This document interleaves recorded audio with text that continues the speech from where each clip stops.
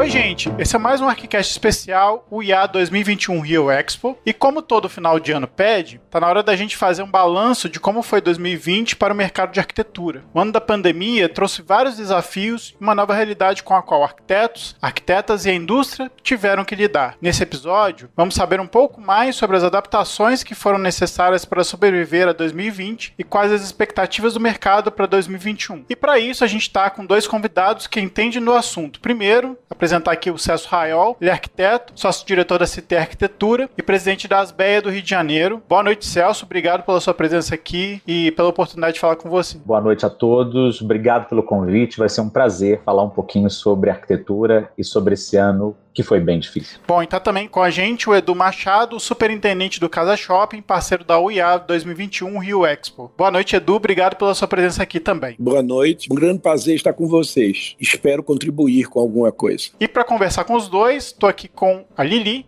Boa noite, Lili, tudo bom? Boa noite, Adilson, Rafa, Celso, obrigada aí pela participação e vamos falar sobre como foi esse ano 2020 e expectativas para 2021, né? Olhando para frente aí, ver o que nos espera. E o Rafa, fala Rafa, tudo bom? Tudo bem, boa noite, Celso, obrigado pela presença aqui, boa noite, Lili, Adilson. Vamos falar um pouquinho da necessidade de adaptação que esse ano nos exigiu e quem sabe aí uma luz para os próximos anos.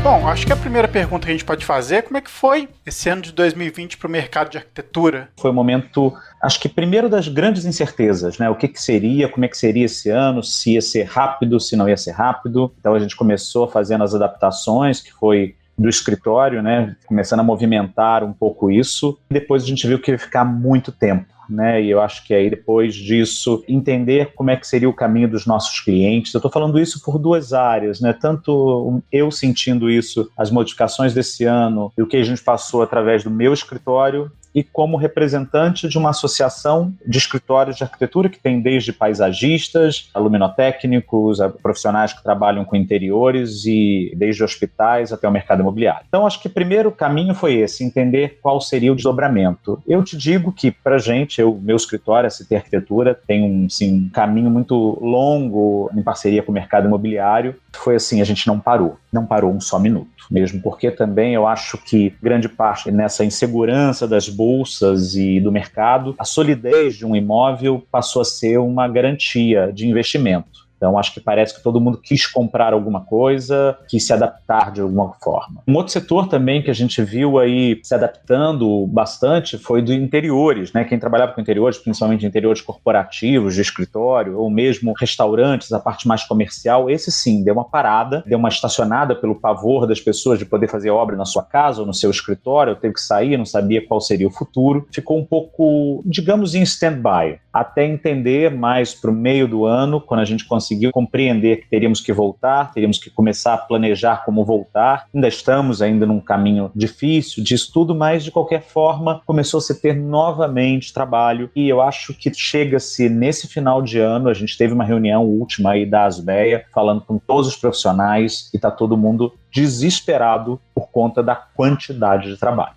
Então, eu acho que isso, se teve um setor que deu uma mexida, mas que se mostrou muito resistente e adaptativo, foi a arquitetura. Um caso só especial que eu gosto de falar, assim, uma amiga minha falou: Celso, a minha casa, eu achava que ela estava ótima. Não via nenhuma questão de possibilidade de mudança e tudo, até chegar a pandemia. Depois da pandemia, eu tinha certeza que ela precisava de grandes reformas. E eu acho que é isso. Essas demandas surgiram e hoje a intensidade de ações, principalmente quem faz casa, inclusive, né? Então, assim, nunca acho que se construiu tanta casa, né? Alguns terrenos, alguns condomínios de lotes, por exemplo, praticamente foram todos liquidados nessa época. É uma época diferente. A gente aprendeu muito, teve esse impacto inicial do que seria, mas soube como ninguém dar a volta por cima. Interessante você estar falando isso, Celso, uma percepção muito rápida dessa situação tende a gente observar que foi uma catástrofe, né? Mas acho que o seu relato aí, sobretudo com a sua posição aí na Asbeia, demonstra que, de fato, o mercado se adaptou rápido. E eu acredito também que tem um pouco a ver a questão dos investimentos, com a diminuição de taxas de juros, os investidores precisaram migrar para outros campos, a necessidade também que as famílias observaram do seu modo de vida e talvez vislumbraram uma volta para moradias em residências unifamiliares, aí também os empreendedores, né, de loteamentos e parcelamentos de terra também atacaram com bastante força nesses últimos meses. Curioso que a gente começou, né,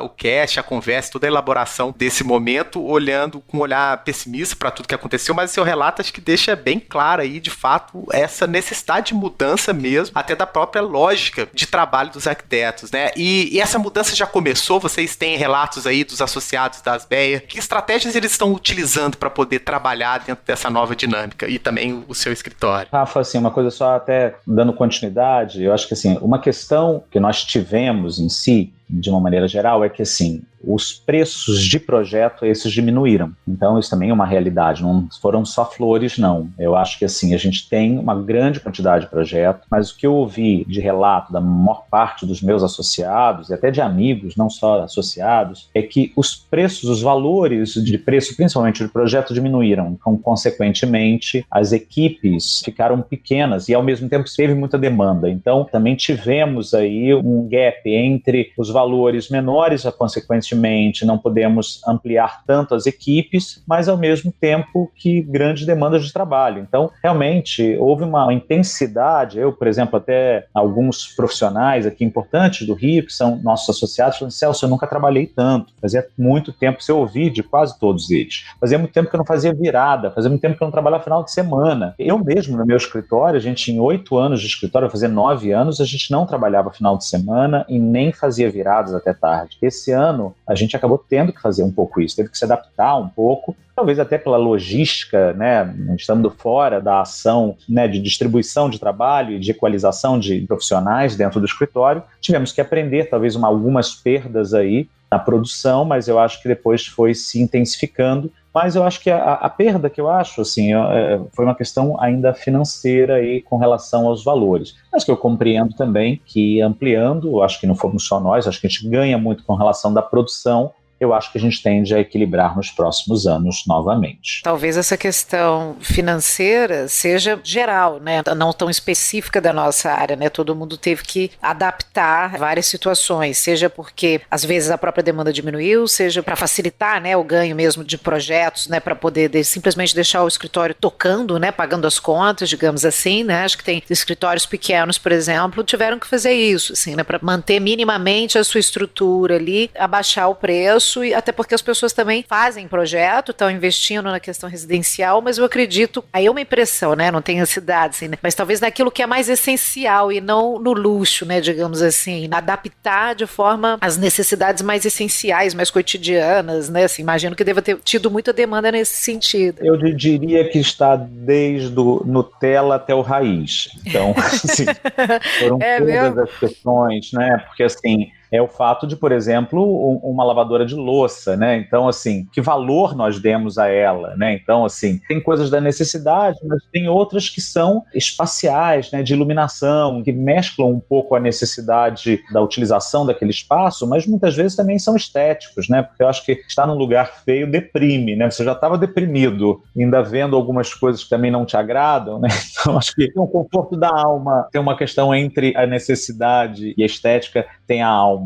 Eu acho que a gente precisa curá-la. Então, acho que cada um procurou o conforto desta alma, ou a cura dela. É verdade. Agora, também fiquei pensando, assim, se essa questão dos relatos, né, de um cansaço pelo excesso de trabalho, se isso teria um pouco a ver, aí estou falando um pouco da minha experiência, por exemplo, como professora, né, dando aula remotamente, que está todo mundo extremamente cansado, porque é uma dinâmica muito diferente do que a gente estava habituado, e ela é muito cansativa, né? Será que isso também, claro, há um aumento da demanda, né, assim, estão todos trabalhando mais, porque surge uma demanda, né, assim, inesperada e num momento que é preciso adaptar todo um esquema, né, de funcionamento. Então você fica cansado pelo número de horas trabalhadas em projeto e pelo estresse, né, do momento e de ter que adaptar questões que antes estavam funcionando já quase no automático ali nas logísticas de cada escritório. Será que esse cansaço também não é um pouco dessa nova modalidade de trabalho ou da logística do escritório? Você ouve relatos nesse sentido também? A gente está trabalhando mais horas porque também está trabalhando pior, assim, mais desgovernado em casa, sabe? Olha, eu acho o seguinte, a gente produziu muito conhecimento também, né? Então acho que a gente fica meio vítima de querer absorver tudo ou de participar de tudo. Eu concordo com você que, assim, eu sou professor da PUC também há 17 anos. Então acho que, assim, a gente começou a dar as primeiras aulas, depois a gente foi se adaptando um pouco, mas a gente ficava, quando você vai dar uma aula online, você se olha, né? Quanto tempo a gente não se olhava, assim? Você fica, os alunos muitas vezes estão com as câmeras desligadas, então você acaba dando aula para você mesmo, assim. Você começa a se perceber, começa a olhar, ver. Eu acho que mexe com tantos campos, desde os cognitivos e tudo, que você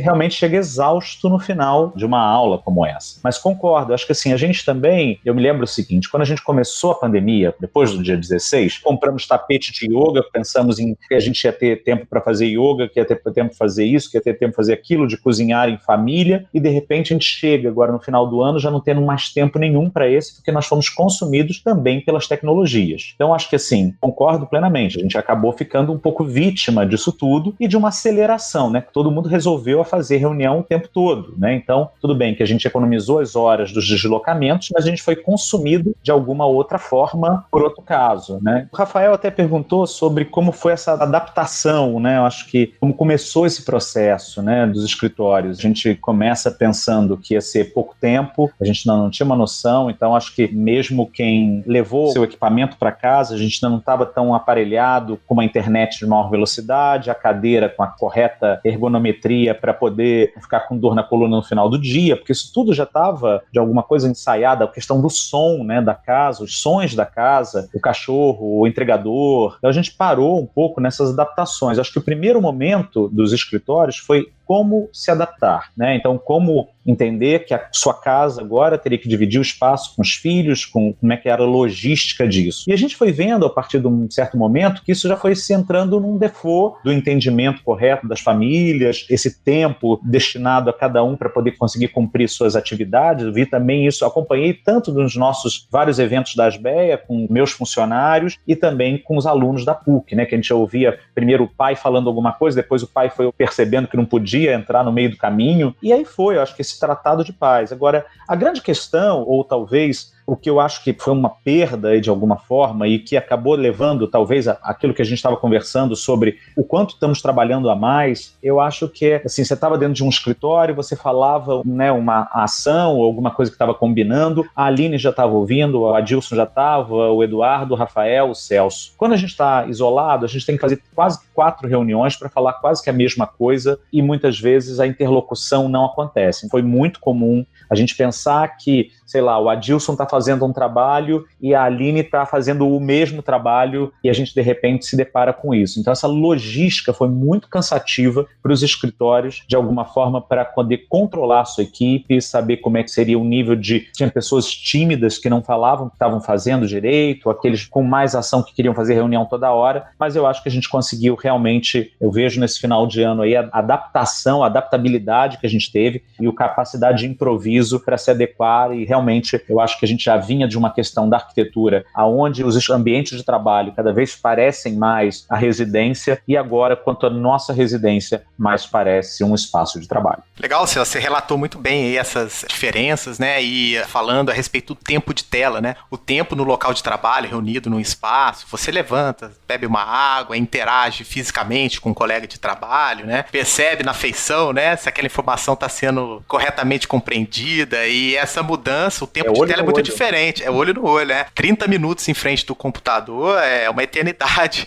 comparado com 30 minutos tete a tete. É interessante, você também falou aí a respeito das personalidades, né? Algumas pessoas se adaptaram muito bem a esse modelo, talvez aquele que era mais tímido pessoalmente conseguiu, até com um pouco mais de reserva, desenvolver um trabalho melhor. Então, na verdade, falando um pouquinho sobre isso, já pensando aí no nosso próximo tópico, né? Que algumas questões eu acho que mesmo depois de um retorno vão continuar, né? Talvez parte desse trabalho trabalho continuar sendo remoto? Que questões positivas você viu isso aí no seu dia a dia de trabalho que vocês acham que, mesmo voltando para uma outra situação, deve ser mantida? Olha, primeira coisa, assim, dentro da universidade, vou falar em vários níveis. Dentro da universidade, eu acho que assim, a gente pôde ter um intercâmbio com profissionais e com palestras de uma qualidade incrível, que talvez a gente não tivesse dinheiro pelas universidades, aí mesmo as públicas, de deslocamentos, teria que pagar uma passagem para um grande palestrante, uma grande personalidade da arquitetura, e de repente a gente conseguiu fazer isso dentro das universidades de uma forma muito bacana. Eu acho que isso vai continuar, porque realmente a gente teve essa possibilidade, eu acho que, de conhecimento ampliado muito bacana. Com relação aos escritórios, eu acho que é a mesma coisa. Eu acho que a gente já tinha experimentado um pouquinho disso. Eu sempre tive algumas pessoas de outros países trabalhando com a gente, e quando eles voltaram para suas cidades natais, a gente continuou fazendo alguns trabalhos diretamente com eles, mas ainda tinha dificuldade que a gente tinha um programa somente, né? A gente tinha o Skype aí, que eu não estou falando mal dele, que ele pode deixar a gente na mão em algum momento, mas só tinha ele que caía, você não ouvia, dificuldade de compartilhamento de tela, dificuldade disso, daquilo. Então a gente foi muito mal e criou-se um certo estigma de que a tecnologia não funcionaria. Mas hoje, olha só, a quantidade de programas que a gente tem, a facilidade que a gente tem, por exemplo, a gente adotou na PUC o Zoom, e eu acabei fazendo a mesma adoção no meu escritório. O Zoom você consegue desenhar na tela. Não mudei nem a minha dinâmica ou minha forma de lecionar, continuou sendo a mesma. E a mesma que eu converso com meus arquitetos, no qual a gente vai todos interagindo num mesmo desenho. Então, acho que essas tecnologias, elas vão continuar. A gente está fazendo um projeto agora com relação a um edifício aqui no Flamengo, que a gente pegou essa questão do home office e acabou esse coworking, a gente acabou dividindo ele, subdividindo em vários andares do prédio, exatamente pela facilidade. Ou seja, eu estou aqui, o Rafa e eu vamos fazer esse encontro aqui, vamos gravar um podcast, e de repente o Rafa está com visitas em casa e não vai poder ter espaço, ou som, ou controlar o som. Então, nos andares, nós estamos fazendo pequenas salas com acústica boa, ora pequenas salas de reunião, ora 2 salas com 2 poltronas confortáveis, os mais diferentes configurações de reunião, para que a gente possa ali gravar uma live, fazer um podcast, fazer uma ligação, ou fazer uma continuidade de reunião, até uma continuidade de trabalho, já do lado da sua casa, não mais descendo no prédio, tendo que ir até lá embaixo, e sim com essa facilidade de, em cada lugar do edifício, ter um espaço para acomodar uma reunião. E essas demandas também acho que vêm para ficar. Então acho que a gente abraçou essa causa e eu acho que a gente se disponibilizou muitos acessórios que a gente não tinha e desmistificamos o trabalho online.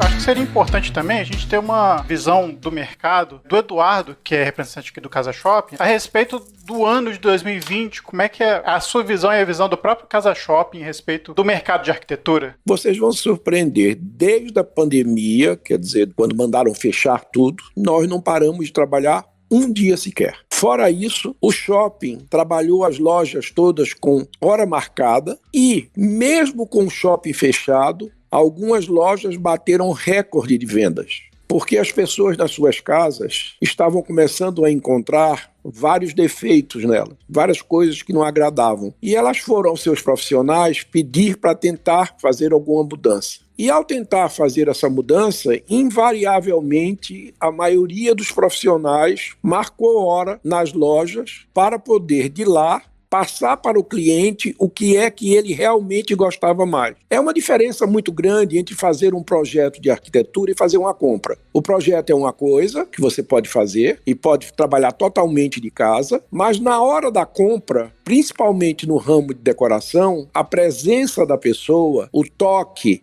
o fato de pegar nas coisas, de olhar como é que elas funcionam, é fundamental. O que foi que aconteceu? Algumas lojas se deram muito bem, porque marcaram hora para atender esses profissionais. Outros não, porque desistiram de funcionar e ficaram fechadas. Agora, quando foi liberado para a saída das pessoas de casa, eu tive que ter uma briga muito grande junto com a Associação dos Lojistas para pegar uma verba e fazer uma campanha de lançamento dizendo que estávamos abertos dentro de todos os códigos de segurança, e cada um dizia para nós que não vamos gastar esse dinheiro porque vai vir uma pessoa na quarta-feira, vai vir outra na quinta, talvez a gente tenha finais de semana quase que fechados, as pessoas não vão sair de casa. Defendi um fator sociológico, que as pessoas quando tivessem a liberdade de sair de casa, elas sairiam, porque é um costume que não se muda da noite para o dia. Você vê a grande dificuldade que nós estamos tendo, inclusive até agora, de manter as pessoas dentro de casa. Elas não querem ficar dentro de casa, embora necessitem ficar, mas não querem. E desde que nós abrimos o shopping, dentro de todas as medidas de segurança, eu tenho estado com o shopping lotado. Foi um grande ano para o setor mobiliário de imóveis. Todos venderam muito bem no shopping. As vendas, houve um crescimento absurdo. Fora isso, os lançamentos imobiliários no país, e principalmente no Rio de Janeiro, cresceram em torno de 45%. As vendas, as modificações de vendas de apartamento de 2 quartos para 3 quartos por conta dessa necessidade de criar o home office. As vendas de casas, porque pessoas não queriam ficar presas em apartamentos e queriam ir para as casas, cresceram, de não encontrar casa mais à venda. Ou seja, tiveram vários níveis de adaptação, de acordo com cada pessoa. Mas o crescimento foi enorme. E você vê, assim, também a mesma pergunta que a gente fez para o Celso, no setor de vendas e tal, direto. Há mudanças de hábito que a pandemia antecipou ou intensificou, que você acha que vão continuar para 2021? Todo mundo ficou falando de que estava se vendendo por conta de home office. Não, vendeu casas e mais casas. Apartamentos e mais apartamentos com projetos enormes. Isso eu estou lhe dizendo porque eu não fico dentro de um escritório. Antes eu era diretor de marketing do shopping durante a pandemia. Depois da pandemia eu virei superintendente. O que é que acontece com isso? Aconteceu que houve recordes de vendas em várias lojas, como eu estou lhe dizendo, não posso citar o nome delas, números que a gente não esperava que acontecesse. E mesmo depois agora, ela vai continuar, porque só para lhe falar é o seguinte, eu tentei comprar um apartamento, disse, vou fazer um investimento, comprar um apartamento aqui em Botafogo. Botafogo está virando um lado cool aqui, assim, que as pessoas estão comprando, Botafogo está virando um bairro de muita movimentação, e eu fui ver os 2 lançamentos. Isso tirou minha paz, porque eu tive, pelo menos, umas 40 imobiliárias a me ligar, tem uns 32 lançamentos em Botafogo, inúmeros lançamentos na Barra da Tijuca, inúmeros lançamentos no Recreio. Eu não acredito que nos próximos 2 anos esse ritmo frenético de compras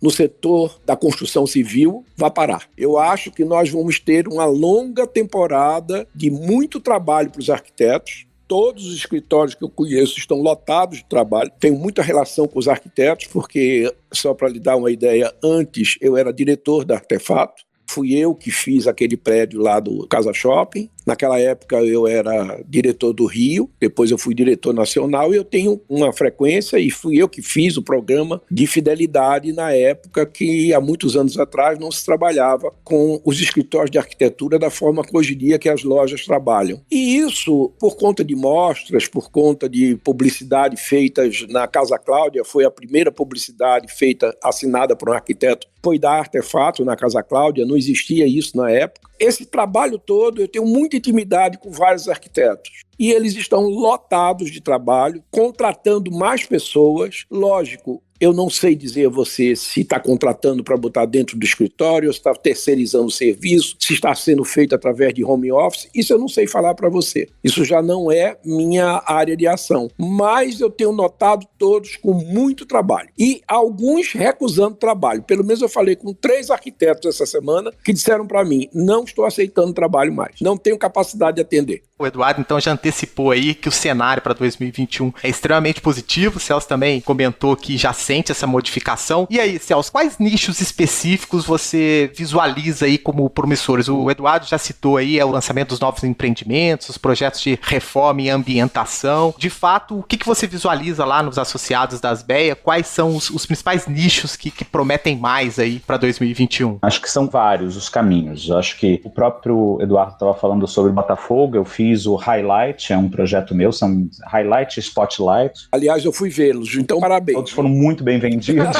obrigado.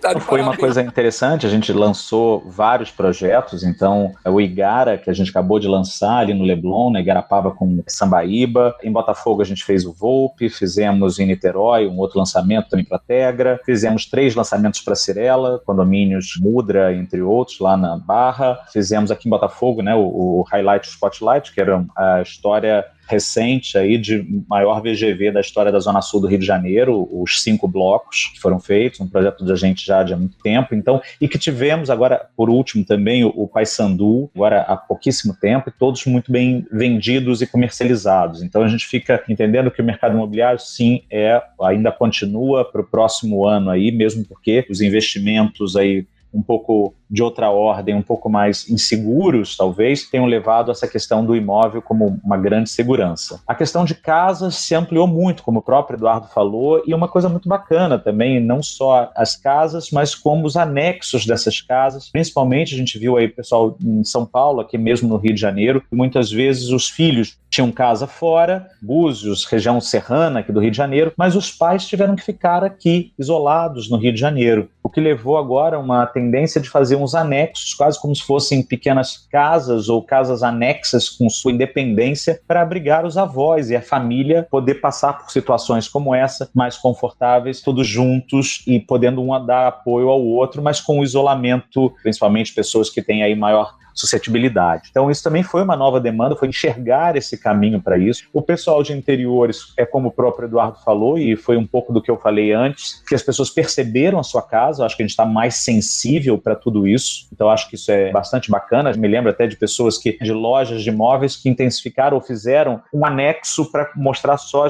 os móveis outdoor, que também foi outra característica das pessoas, seus terraços, seus jardins, suas coberturas, poder adaptar esses lugares confortáveis para se tomar um sol, coisas desse tipo. Então intensificou-se essa utilização. A parte de restaurante e espaços comerciais, a gente teve adaptação aí que até a Pierina Piemonte, é uma arquiteta de São Paulo, que fez uma palestra, inclusive para a SBE, muito bacana, falando que teria um espaço de retrofit, que ela chamou, que é um espaço dessa adaptação dos escritórios, adaptação dos espaços comerciais, para depois chegar ao que ela chama de posicionamento efetivo, que realmente vai se consolidar pós-pandemia. Ela acreditava que os espaços de compartilhamento, que eram aqueles que a gente sempre idealizou e que estávamos vindo, coworking, co-living e etc., não vão mudar, mas a gente muda um pouco, talvez essas configurações aí não sejam só espaços livres, mas que tenham o espaço para compartilhar, mas os espaços, de certa forma, reservados para acomodar as diversas situações, né? E fazendo um complemento ao que você está falando, nunca se comprou tanta casa na Serra, nas regiões próximas ao Rio, em Petrópolis, Teresópolis, porque as pessoas agora sentem que podem trabalhar de lá, morando lá, e morando em casas, em lugares mais abertos, em contato mais com a natureza. A Barra da Tijuca teve um crescimento estrondoso de vendas de residências, tanto que já está surgindo mais 4 condomínios entre o Recreio e a Barra, sendo colocado à venda. Fora outra coisa que ficou interessante descobrir. Já era moda aquele terraço gourmet, não é aquele varanda gourmet, que eu acho aquilo pavoroso, mas isso sou eu que acho. A maioria gosta disso. Então, nunca se intensificou tanto fazer um espaço para as pessoas se reunirem dentro de casa e conseguirem ter um clima assim de como tivesse saído para um restaurante, ter saído para um local e convidando poucas pessoas para dentro das suas casas.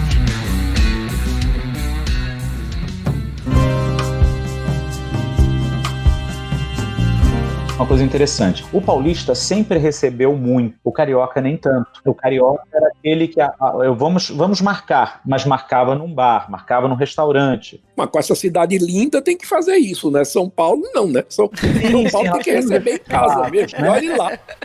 Mas quando você começou a ter que receber em casa, você começou a ter vergonha da mesa de jantar que você tinha, das cadeiras, da pintura da casa, que muita gente, uma reforma de uma casa, uma manutenção é de 5 em 5 anos, uma casa é de 10 em 10, mas um apartamento, né? Você tem que pintar sua casa pelo menos de 5 anos, 3 em 3 anos, porque ela vai começando os desgastes naturais. As pessoas começaram com isso. Ao receber, eu sei que tem que ter o porta-talher, começou a entender que alguns elementos faziam significação ou qualificação para receber pessoas e dependendo dos seus interesses, inclusive. E eu acho que também uma outra questão, para mim, que eu acho que é o mais bacana disso tudo, é que as pessoas ficaram mais críticas. Isso para mim é uma construção da pessoa perceber que não dá para pensar que pinto minha casa de qualquer cor, depois está deprimida com a cor que escolheu lá, com um cinza não tão quente, digamos assim, ou uma outra cor mais forte que percebeu talvez um pé direito que ele não descobria o quanto aquilo influenciava para ele, mas a partir do momento que ele começou a entender que isso tem uma transformação no seu dia a dia, ou um apartamento que não tem a insolação correta, e que agora, ao procurar um novo apartamento, ao procurar uma nova casa, vai estar procurando por essas condicionantes, né? Fazer uma brincadeira com você. Não é por conta de que a pessoa diz, vamos pintar minha casa de uma cor alegre, que quando ela abre a porta, ela entra gargalhando dentro de casa, né? Ela não necessariamente mudaria o humor, mas ela pode ficar deprimida. Então, o que é o melhor?